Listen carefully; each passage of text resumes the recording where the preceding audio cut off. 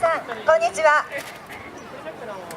地元川崎区から参加させていただいております式人衆ソウルと申します。今年の1月から本格的に活動を開始いたしました。しかしですね、この全員メンバーほとんど全員がですね、よさこい初心者ということで鳴子の使い方一つから練習を始めたものなんですが、この、厄除けよさこい地元の川崎の、よさこいからデビューしたいということで一生懸命練習してまいりました。まだまだ未熟な演舞でございますが、どうぞ精一杯踊らせていただきますのでご声援のほどよろしくお願いいたします。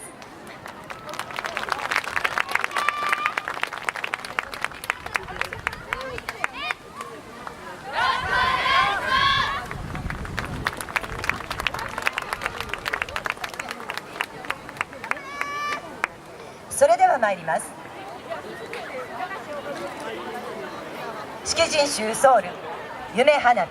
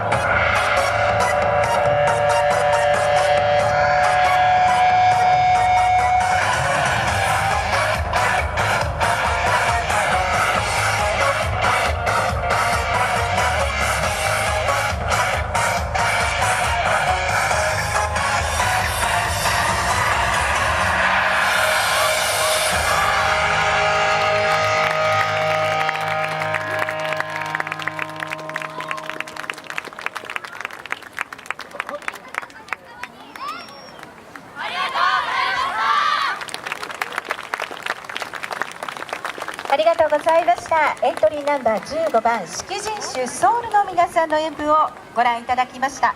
今年の